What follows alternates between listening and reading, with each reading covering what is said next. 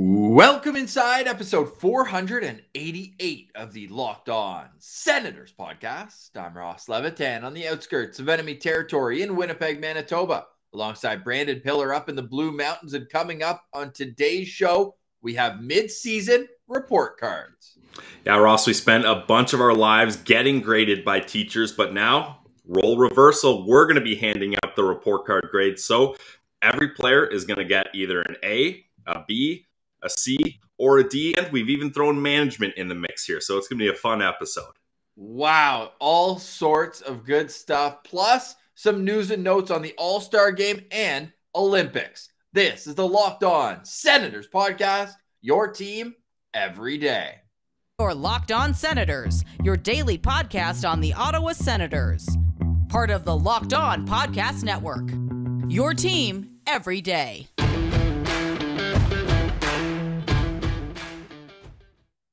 Today is Friday, February 4th, and Pilsy, not to start off our weekend show with some negativity, but Jake Sanderson is not in Beijing yet.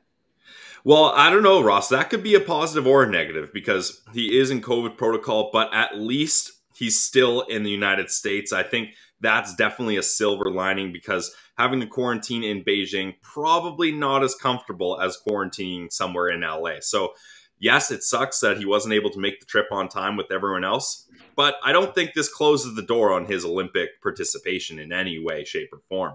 No, it doesn't. And credit to Brad Schlossman, a friend of the show. I got to meet him when I went down to Nodak. Great reporter. He put that story out last night, and now it came out there's 3 Team USA hockey players in COVID protocol. Jake Sanderson, the lucky one, still in LA. The other 2 are quarantined in Beijing. And we say it like you're in a room no matter what, but at least Jake Sanderson can throw on ESPN on the TV and just, have familiarity, have some sun outside, all that good stuff. Whereas right now, their tournament starts a week yesterday. So it's against China, and then they're getting right into it because they're playing Canada the next day. So you got to think if the team and the whole point was to get him to Beijing last Sunday, he is almost a week since his negative test. So I don't know how the rules work with the Olympics, but fingers crossed that Jake Sanderson can and will make it to Beijing in time to compete in the games, which have been off to a great start. Team Canada Hockey winning 12-1 on the women's side. So we'll keep touch on all that Olympic news. You can follow Locked On NHL for that. We've got some of our great women hosts, including Erica Lindsay Ayala, who's actually overseas in Beijing, keeping tabs on her Kraken prospect, Maddie Beniers. Let's hope our Sens prospect, Jake Sanderson, can join him soon. But today's show, Pilsy, is about the mid-season report cards. And let's start out with management and coaches, and then we'll work our way as a goalie-friendly show. We'll start with them out to the forwards. Let's start with DJ Smith. What kind of grade would you give him based on the first 40 games of this year? It has been a wild season if you're a coach of the Ottawa Senators, and DJ Smith has had everything thrown at him. Injuries, COVID protocol, guys being called up and down from Belleville. So it's been tough for him to try to get some continuity and try to get a regular roster. So I'm giving him a decent grade here. I'm giving him a B, Ross, because I think the way he's been able to manage all these curveballs being thrown at him, the way he's been able to kind of evaluate talent and be like, okay, you're not quite ready for this role. We're going to wait. All right, there's been an injury. There's COVID protocol. This window is open for you. Let's see what you can do. I think he's managed it very well. And specifically with guys like Lassie Thompson, JBD, I think he did a good job of trying to find the right times to put them in big situations with Shabbat and being like, okay, you don't have it tonight. We're going to move you down the lineup. And Eric Branstrom is another example of how he's managed that. So I think overall, DJ Smith deserves a B. He's been put in a difficult situation. All coaches have over the last 2 years. But what really has impressed me is his willingness to learn. And that's why I'm giving him an A. And some people might call me crazy. We put out polls on each and every one of the players and coach and management we're going to talk about today. So you can go over on Twitter at Sens Central and see all of them for yourself. Have your say. A lot of people having fun going through and voting for these themselves. So I'm in the minority. I understand that. But for me, the sign of a good coach, especially one who's inexperienced like DJ Smith, only in his 3rd season right now, is how can you improve? How can you make decisions where most coaches stay stubborn How can you understand your mistakes and be better? And we've seen him do that time and time again. Remember how bad they were on the road? Now they're starting to win on the road. Remember how bad the PK was? Now the penalty kill is atop the NHL. So he can't stop pucks, and we'll get to goaltending. But I think if he had a goalie with a 915, 920 save percentage all year, which he has lately, this team would be in a much better position. Yeah, look what the record shows since January 2nd. So I just really like what DJ Smith's brought to the team.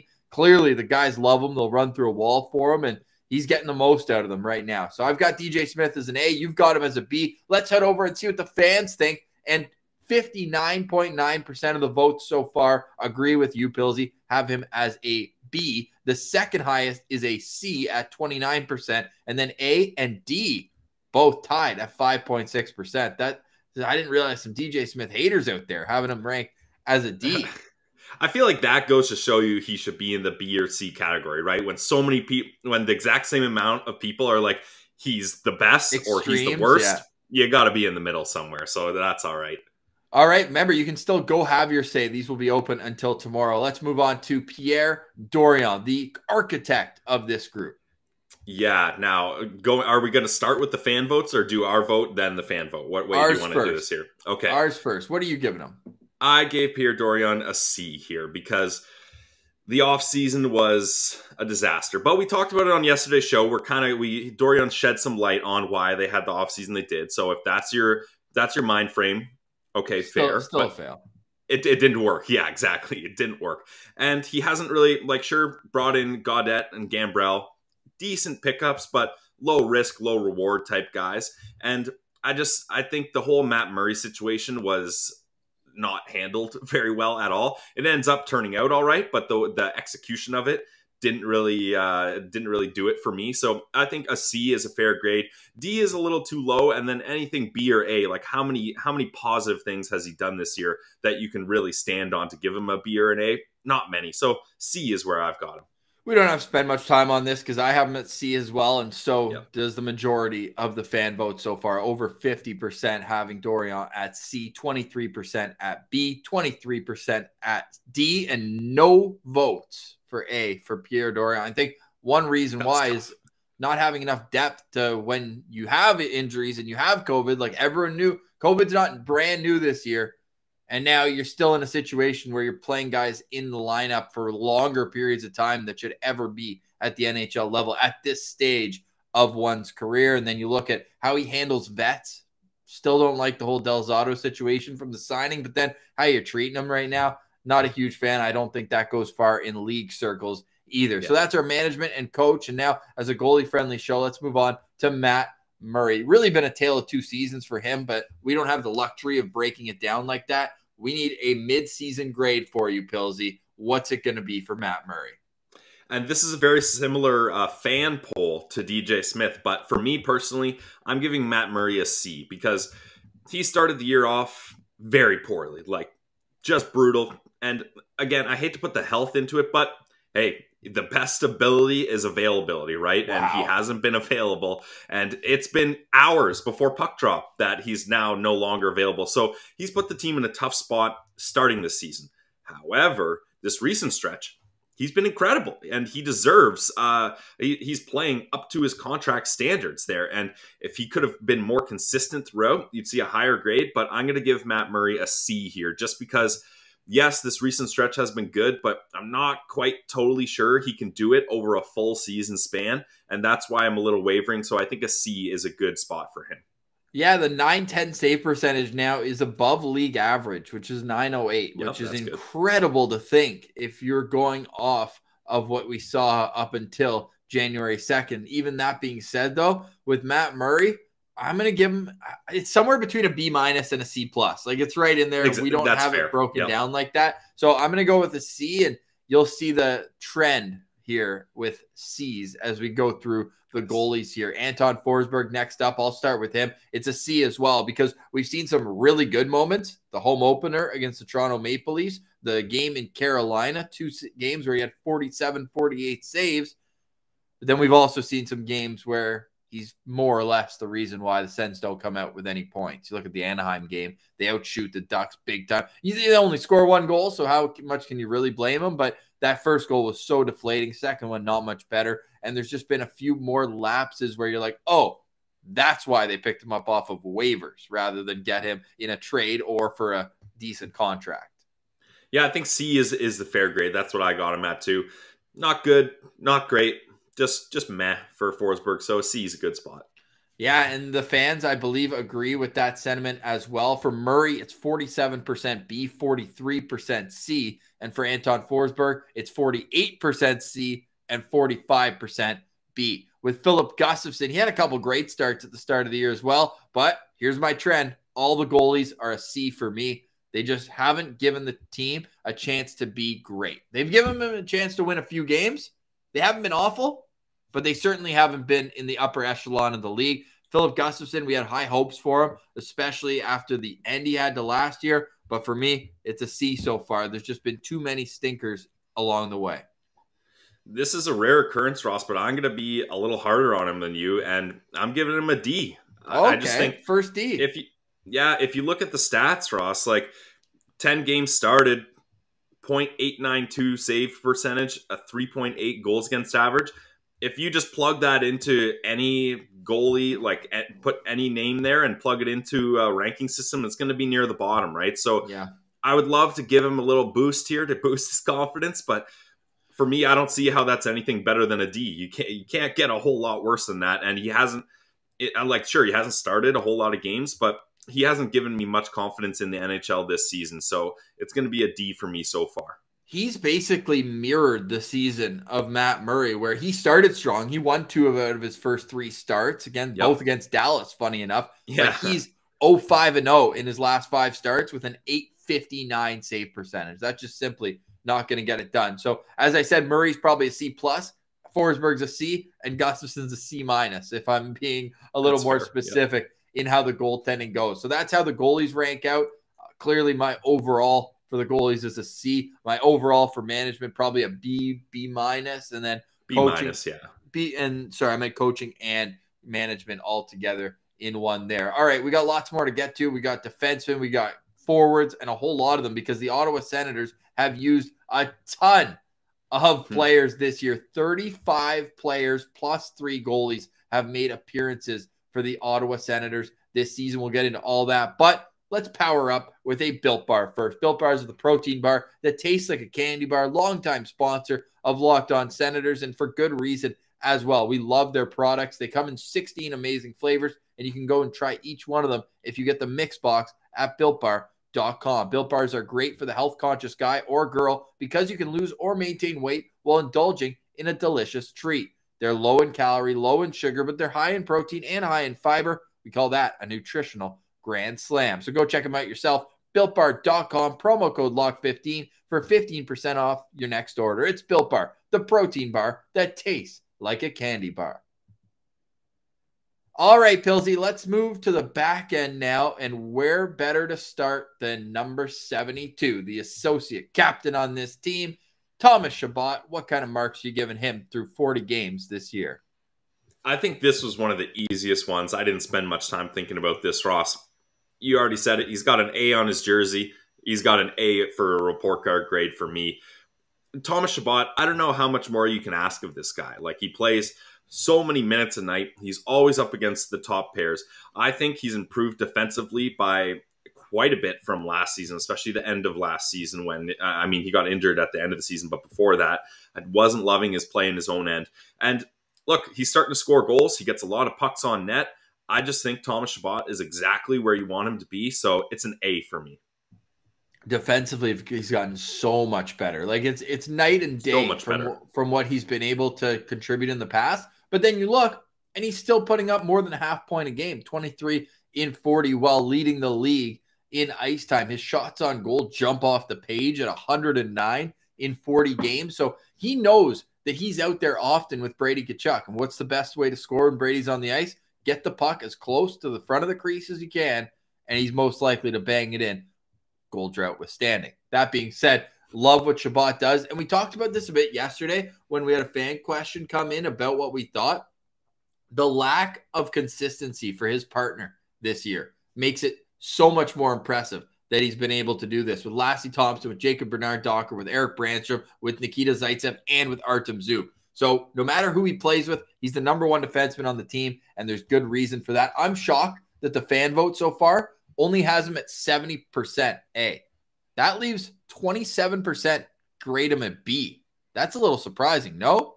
And we had a couple people grade him as a C. I could like what? That boggles my mind. I don't know how you could have him at if you want to put a B, sure. You know what? Everyone, there's room for improvement for everyone, but I don't see how anyone gets him as a C. That's just wild. Yeah, he's an A for me as well. Let's move on to a guy who had more A votes percentage-wise than Thomas Shabbat. Whew. Artem Zub. 82% of the fan vote is giving him an A, and you know what? I am too. This guy, he's a mythical creature, and he, along with Nick Holden, who we'll get to next, have created a legitimate shutdown pair, something the Sens needed. Remember in training camp, DJ Smith, talk about DJ Smith learning and putting a pair of Holden and Zub out.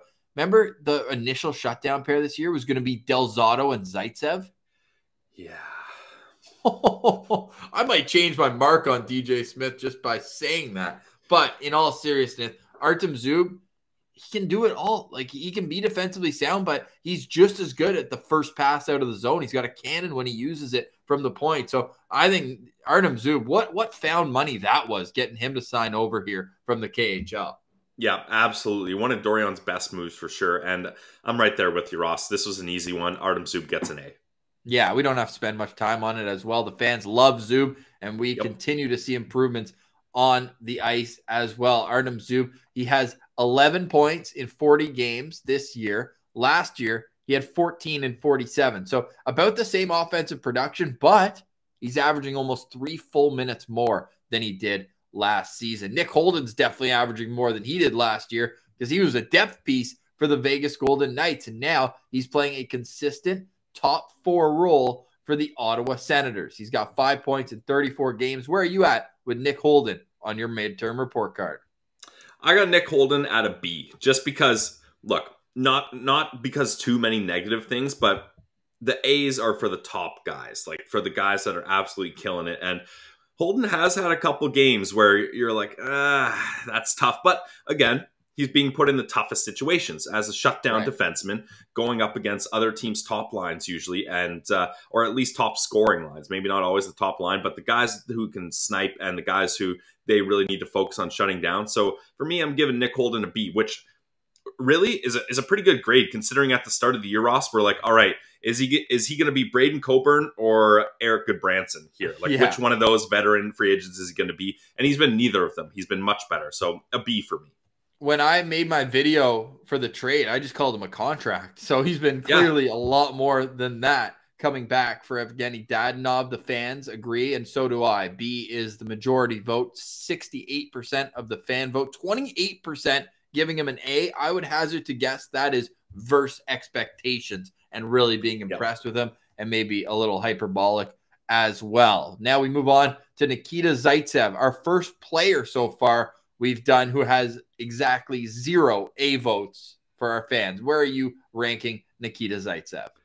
I gave Nikita Zaitsev a C, and I'll be honest, mostly it's because I kind of forget how he's been playing. It's been so long since he's played, and he's been leapfrogged here. And not really his fault. He's been injured, but now he's not the top candidate to play with Thomas Shabbat, which thank goodness, because that was more of a default thing rather than everyone being like, yes, finally, Nikita Zaitsev is the guy to play with Shabbat. It was more just like, all right, he works there for now. We're trying to find someone else, right?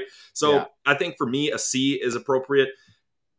I don't even have that much to say about him just because it's been so long since we've seen him. His last full game was the 8-2 win in Florida, which fans voted on Twitter at Sen Central the best game of the season, which, fair enough. I agree with that as well.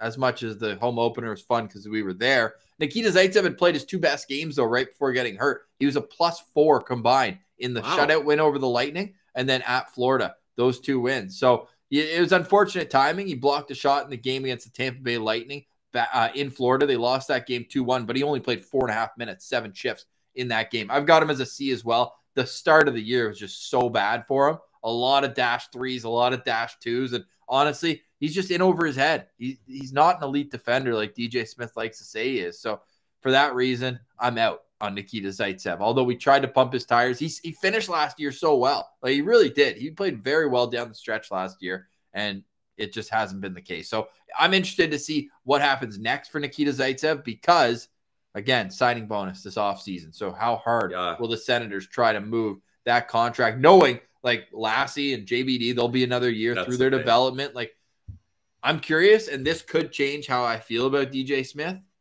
is where Zaitsev comes back in. And I think it's going to be next to Shabbat. And that's, in my opinion, a big mistake. But we'll see. I'm not going to jump the gun, but I'm not going to be happy. So stay tuned to Locked On Senators when they make that decision if you want to see me go absolutely nuts. I've been going crazy about Erik Branstrom's play this year. I named him most improved on our show yesterday. What about you? Where's your mark at for Erik Branstrom, the franchise? I've been very impressed with Erik Branstrom, that's for sure. So I'm giving him a B here because the only reasons he's been bad, Ross, in my opinion, is where DJ Smith has put him, right? Yeah. Like, think about when he started on the bottom pair with guys like Josh Brown, with guys like Victor Mete. Go ahead. You want to jump in here? I was just going to say, you could almost say the same thing about Nikita Zaitsev. Like, he could put in a role that just is not for him. In the opposite way, exactly. Right. Whereas you put Branstrom on the right side, like we've been talking about, in a top 4 spot, like we've been talking about, and he's killed it. He's played so well. I mean, sure, he's had a couple stinkers, but a young, small defenseman playing so many minutes, that'll happen, and that's fair. He needs to go through that. He needs to learn those things. So I don't have a problem with that. So yeah, for me, Erik Branstrom gets a B because my kind of thought process, Ross, almost all year was you have to use Erik Branstrom as a trade piece to try to get some veteran forwards in your top 6. However, now that DJ Smith is comfortable playing him on the right side, he can fit in this team now, and I'm no longer on that pushing to use him as a trade piece because I'm starting to see where Branstrom and the Senators have made things work and can make things work. Yeah, love that. With me, Erik Branstrom is an A. And I know I'm in a bit of the minority, but I just see a guy who's scratching the surface now offensively and moving the puck, which is where the NHL game is moving more and more towards. These guys are the ones who are making impact night after night. But the majority of the fan votes, 70% plus, are voting B for this one. 15% A and only 12% C, though. So I'm closer to that, at least, than all the way down. 0 votes for D, which you wouldn't have seen last year for Erik Branstrom. Let's run through these last defensemen quick, hit a break, and get into the forwards because these guys are all bottom of the pair. They're all, you know, just finding their way if you're looking at the young guys. But with Victor Mete and Josh Brown, I'll put them together. I gave them both C's. The fans both gave them both D's. Where are you at with the bottom pair right now in Ottawa? I gave them both D's. I don't just like Ross. I'd like to hear your argument here. Like, how many positives are you giving to these guys? Like, what moves them? They're a C or a D. Yeah, we know that for sure. What moves them from a D to a C?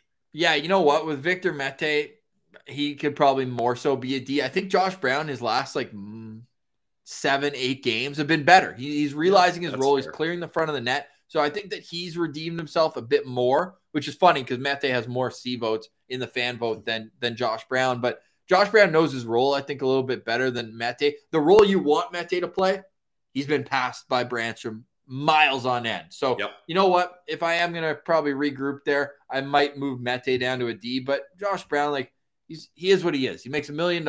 He's a 6th defenseman who can fight and throw some big hits. It's just scratching the surface, right? Right, exactly. These two guys are, though, Lassie Thompson, Jacob Bernard-Docker. I gave Lassie a C and JBD a B, but I could see the argument. They're both heavily majority votes as B because fans are excited to see what they can become, and they didn't look out of place, either of them, beside Thomas Shabbat.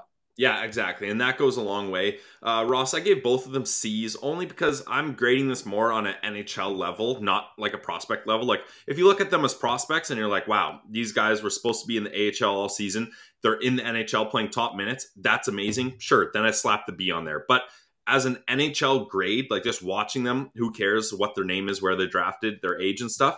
How are they as an NHL defenseman? I give them both C because there's a lot of things they still need to learn. There's not really anything that either one of them is dominant at yet, which, again, fair. They're young prospects just starting in the NHL. So I think a C is a good grade for both of them.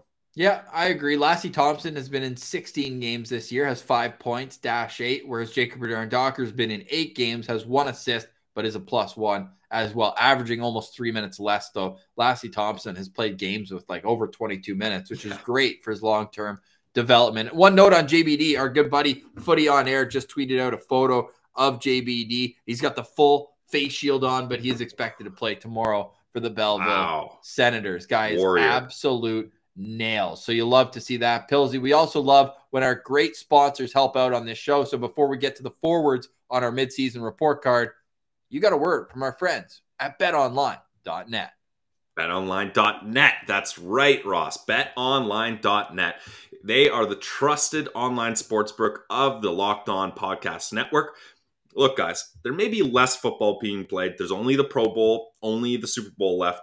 But BetOnline.net has way more odds and info for this playoff season. From scores, totals, players, performance props, to where the next coach is going to land.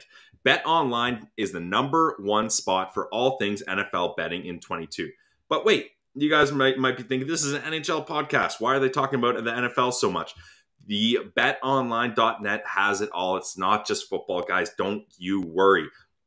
They've got basketball, hockey, boxing, UFC, golf. They've got it all, from sports right down. Hey, if you're not a sports fan, everybody loves casino games once in a while. They've got them. Roulette, blackjack, slots, everything you want. BetOnline.net is your #1 online wagering destination. So guys, check it out today. It's BetOnline.net, the fastest and easiest way to wager on all your favorite sports and play all your favorite games.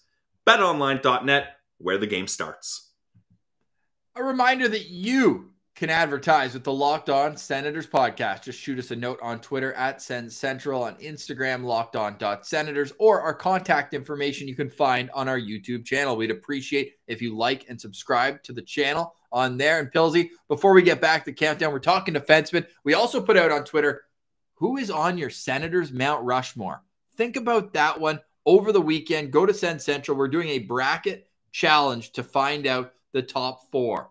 There's 2 obvious ones, but this is going to be a real fun thing to do over a weekend without Sens hockey, as it's the All-Star weekend and Brady Tkachuk will be competing. Yep. Did you see this? It's like some blackjack event. It's some Vegas style event. Do you want to walk people through it quick? Yeah, it seems cool. So this is just my understanding of it. So how it works is it's like a target shooting aspect, right? That's on the street. Yeah, on the street. Yeah, that's the hockey skill part of it, is target shooting. But they're playing blackjack. So they shoot pucks at the cards, and whichever cards they hit, those are their cards.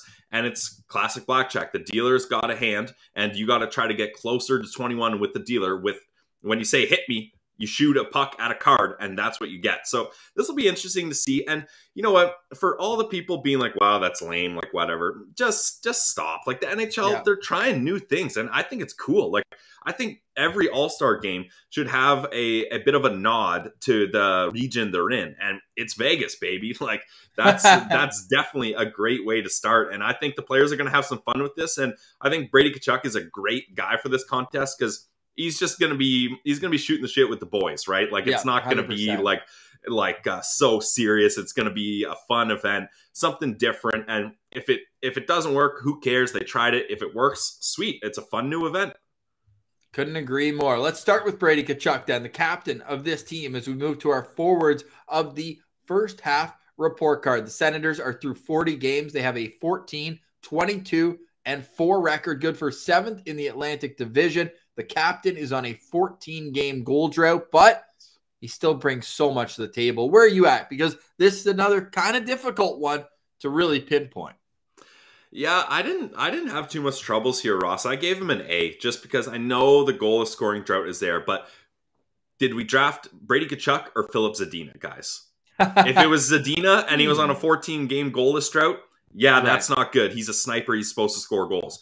Brady is also supposed to Brady is also supposed to score goals. Made it. That is a tongue twister. Yeah. So, but that's not his main thing. He's contributing with hits, fights if he has to.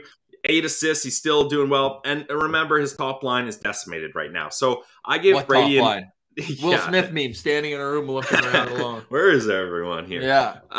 Brady Tkachuk gets an A for me just because it's been so long since this team has had a captain as well. So to finally have that guy, he's the Sens guy, he's locked up, he's the captain, he drags everyone into the battle. I think other than scoring more goals, obviously, but it's not for lack of trying, he's getting shots. So other than that, he's doing everything exactly how I want him to do it. So you could give him an A- since he's on a goalless drought here, but he gets an A for sure in my books. He's also a goal away from being tied for second on the team in goals. So despite the 14-game goal drought, this guy, in the games before that drought, he had 23 points in 22 games. He's an A for me, brings it every night. The only thing he's not an A is on the front of his jersey. It's the only C I'll see in his game. Yeah, but some fans, man, they want to see a bit more. Like only 60% had A, 36% had B, and we even had a few C votes for him, but I think that's overblown. A little recency bias on their Pills. Yeah, I'm not going to look too much into that one for the captain of the Ottawa Senators. Now, the next two guys, his line mates, the fans overwhelmingly have them in the 90s. Let's start at center with Brady Tkachuk's best friend. Did you know that? Josh Norris. Where do you have him ranked? As it feels like he's been out forever, but he's only missed 4 games. Yeah, exactly. It does feel like a long time here. This was another easy A for me. I mean, you guys know I love a shoot-first center, and Josh Norris is that. He leads the team in goals. He's always up against other teams' top lines. He's a top-line center at such a young age, and he's dominating. Like, I don't see how you give Josh Norris anything other than an A here for me. It's great how he's en route for the Cy Young. 18 goals, 8 assists. He only has 2 more assists than Victor Mete. But he's so weird. Yeah. But he's just a shoot first, shoot second center. And I just love what he brings in the face-off dot too, being over 50% on draws. That's huge for how young he is, averaging 18-30 a game. Now, the shooting percentage, could you say it's a little inflated, near 20%, maybe? But this guy just hammers the puck, and I don't expect it to drop below 18 for his career. So, hey, he's great, and the fans agree. High number. Damn. It's an easy A for me. 94% of the fans are saying the same. 6.5% say B, and not even a single C, not a single D vote, nor should they. We got 1 C vote for this next guy. Ridiculous. 1 out of 200 votes so far. 0.5% gave Drake Batherson a C. What? For not being able to stay healthy? He's got the most A votes, though. 98% have voted Drake Batherson an A. I don't need to go on about him. I just told you yesterday he's a team MVP. What about you? Ross, I was the guy that gave him a C. You're an idiot. No, just kidding, obviously. An A, this was the easiest A to give out. Even easier than Shabbat, Norris, Brady. Yeah. Drake Batherson is an insane point per game pace. He's the driver of this team offensively. He passes, he shoots, he skates, he hits. He does everything you need out of a top line winger. Such an A player. We love Drake on this show. Did he get in a fight in this season at all? Does he have one? I know he has one. I know he has one in his career with Ottawa, but I don't think it was this year. No, I don't think it's this year either. No, it wasn't. His last fight was 2 seasons ago against Jansen Harkins. His only NHL fight. So he does everything but fight so far. But if Timmy does it, you know Drake's going to do it maybe next season. Hopefully he gets back this year. Love to see him back on the ice. But the easiest A we're going to be giving out on this show goes to Drake Batherson. Is he still the leading scorer by 4 points, despite missing 9 games so far? How long do you think he'll be able to maintain that? He's got a 4-point lead on Brady right now. I mean, if Brady can't score, could be quite a while here. I don't know. I feel like Brady's going to chip in some assists, and he's going to get a goal eventually here. So Brady will pass him soon. Yeah. Well, in 5th place in points is Tim Stutzla. But since he moved to center in mid-November, he's just been a completely different player. I put him as an A. 66% of the fans agree with me. Where are you at with young Timmy Superstar?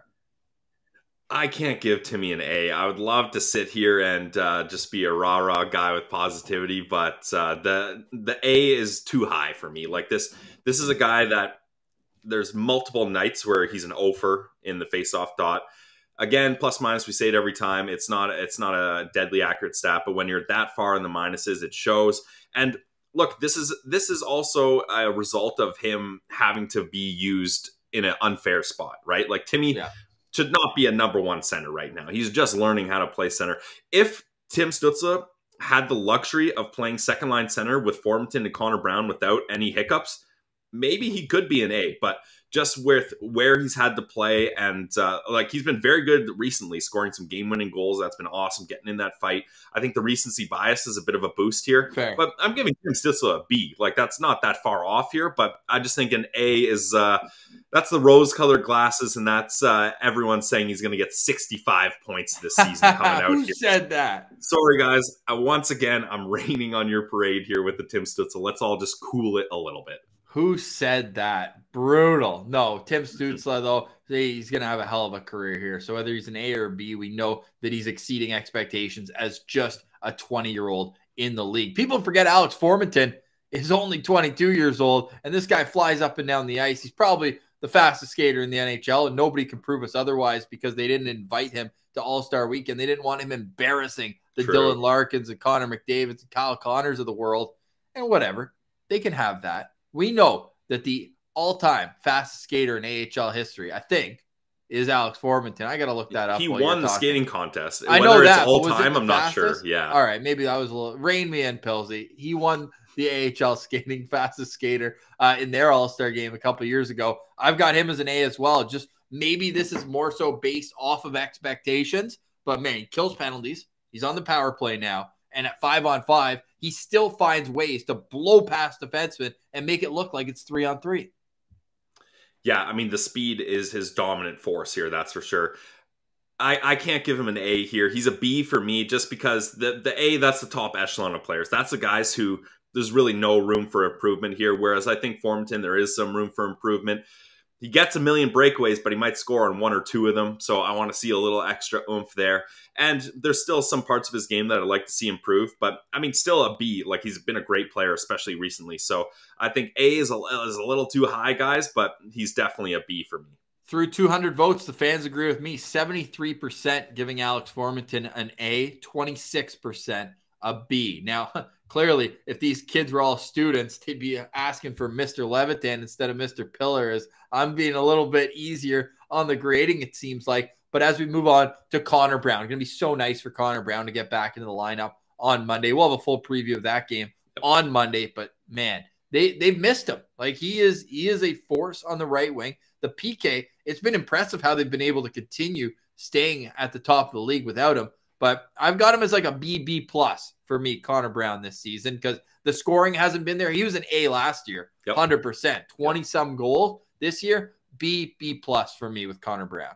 Yeah, that's where I've got him too. Like he's just such a consistent guy. He's needed in all aspects of the game here. So I think B is the right answer for Connor Brown. 70% B, 15% A, 13% C, and 1% a D for Connor Brown.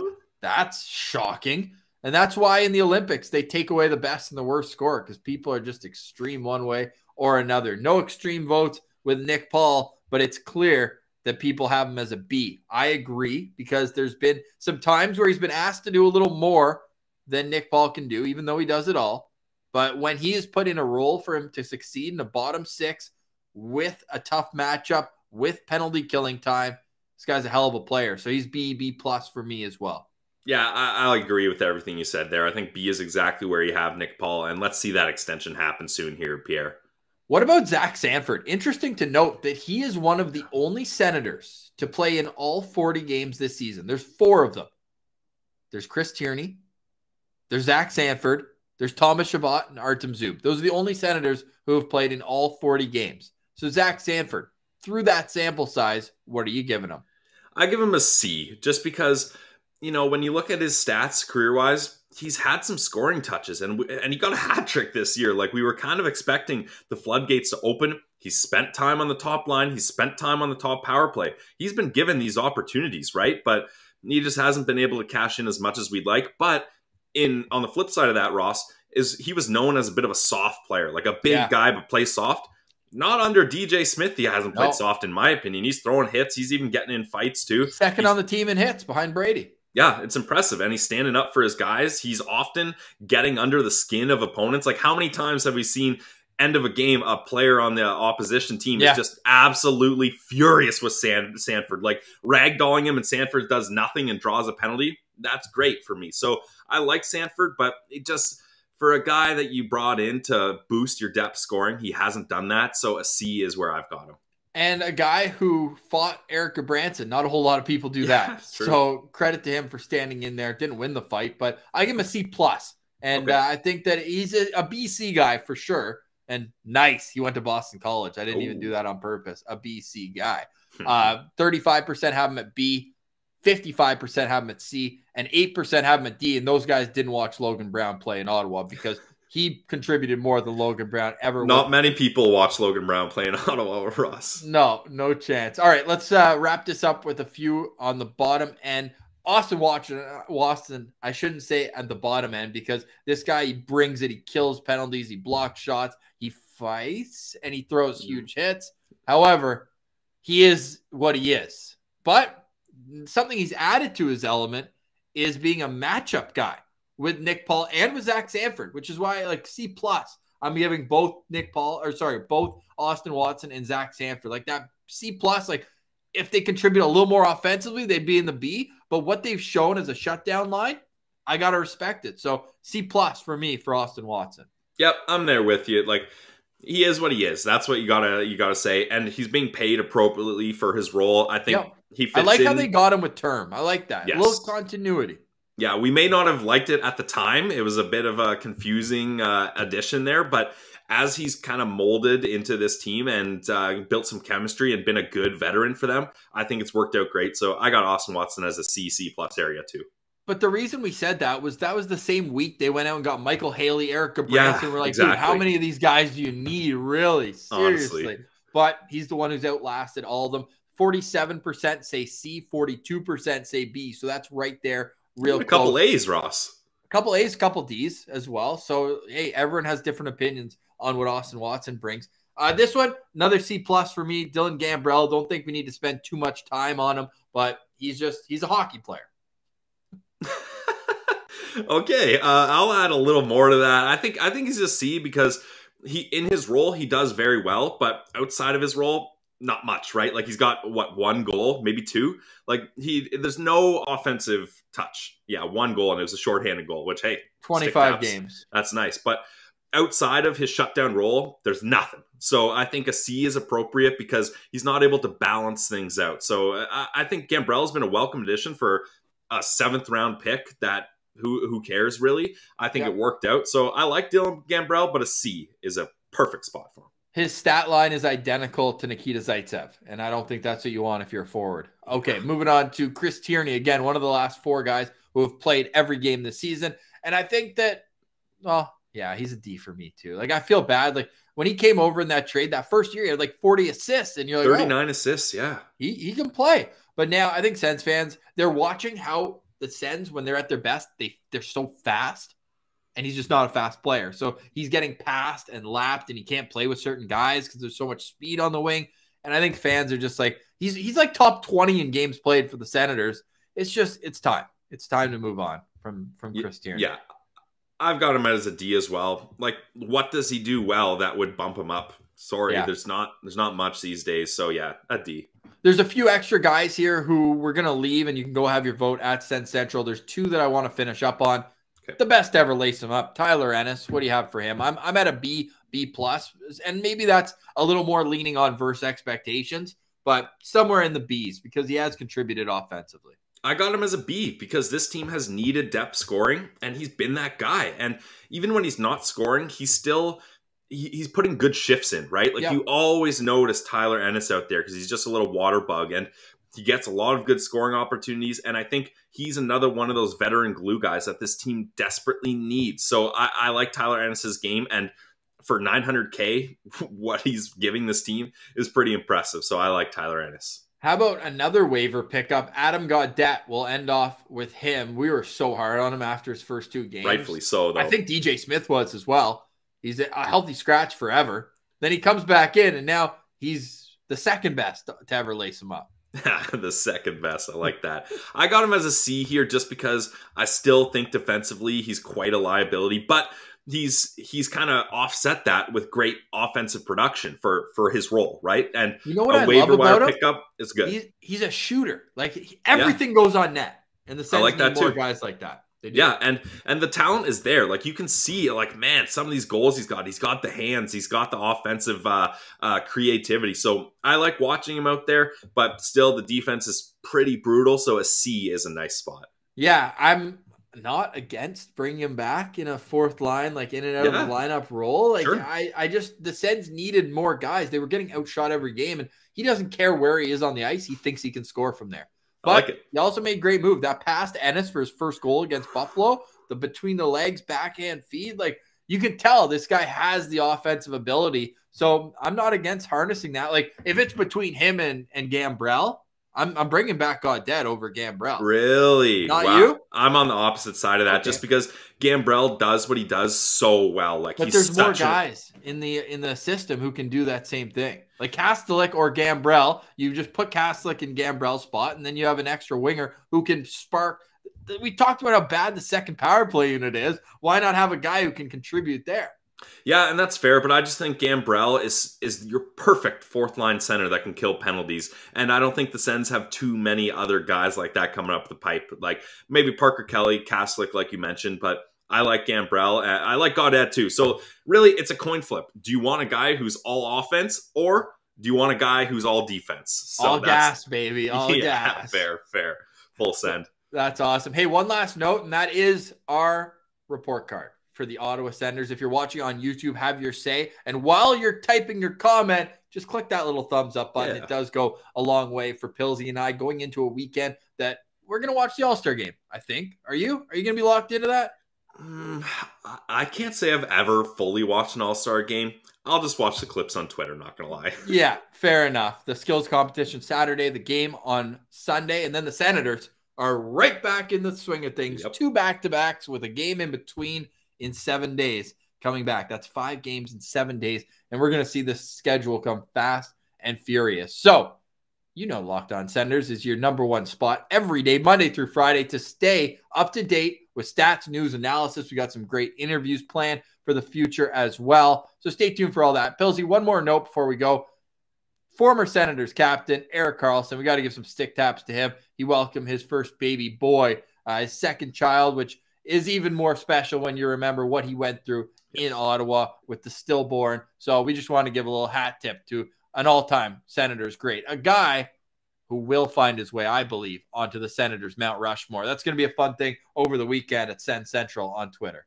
Yeah, definitely happy for Karlsson. And also, just as a little aside, the child's middle name, Axel. Love that. I just think that's a sweet name. So maybe he'll go by Axel as a kid growing up. Sometimes people use their middle name instead. Although, what was the first name? Stellan? That's nice too. But Axel just has a certain ring to it. It's got an extra little je ne sais quoi to it. All right. Since you're watching on YouTube, and we appreciate everyone who tunes in to Locked On Senators, here is what we've come up with for seeding for the Mount Rushmore challenge. Let me pull off this banner. Boom. There we go. These are the top 16. And I'm thinking for number 16, we're going to have a play in. So it'll be Pajot, Alexei Yashin is already on the list. Sorry. I meant Alexandre Daig. You know, the first overall pick, that whole thing. Pajot, Daig. Do you have any other ideas for guys who we could put in that maybe class, like maybe a Mike Fisher could make his way in there? Yeah, Fisher's a good one. I know it's early, but I just think Brady's impact is so huge, and the fact that he's signed long-term and he's a captain, I think Brady should get a chance to play in here. Okay, so we've got, I'm going to write this down right now. So we need one nod to the current team, right? So Brady Tkachuk, Mike Fisher, Alexander Daig, and JG Pajot. Because JG Pajot is a bit of a folk hero, right? 3 Absolutely. OT game-winning goals. Like, the only question remains is where are they going to build the statue, Dean Brown? He's got his own chant. Like, he deserves to be in the consideration for sure. And if you look how we've done this, I don't want to hear anyone chirping us for, should you read it off for the people listening, Ross? Not everyone's on YouTube here. Sure. So, and one of the beauties of what we're going to do here is it's going to be 1 verse 16, 2 verse 15. So I have done a little bit of jigging so that we're able to have some elite matchup. So the first round matchup will be Daniel Alfredsson versus the winner of the play-in. And we're going to put that tweet out today. And then the rest of these will go tomorrow and Sunday. Then we've got Brian Murray against Bruce Firestone, the founder of the team. You got Erik Karlsson against Zdeno Chara. You've got Chris Phillips against Wade Redden. You've got Chris Neal against Jacques Martin. You've got Craig Anderson against Patrick Lalime. That's going to be a barn burner for the top goalie in franchise history. This one I love too because they're traded for one another. Jason Spezza against Alexei Yashin. And then the 8-9 matchup. This could go either way. Do you take the development, the longevity of Marian Hossa? He played, 6 years here? Or Danny Heatley, who was short and sweet? They're traded for one another again. That's going to be a great matchup, the 8-9 matchup. So go to Twitter @SenCentral and follow along for all that. We'll touch on that on Monday. We'll also have a full breakdown and preview of an extremely busy time. This was a great show, Pillsy. We got a lot in, basically touched on everyone in the organization. Any final words going into the weekend? Hey, just this has been great interaction with the fans, Ross. You've created some fun poll questions, some ways to get fans engaged. So this is what we're trying to do. There's a bit of a break in hockey here. The only break we're going to see in hockey for a long time. So we're having a bit of fun here. So join in @SenCentral on Twitter. For Brandon Pillar, I'm Ross Levitan. This has been the Locked On Senators podcast, your team every day.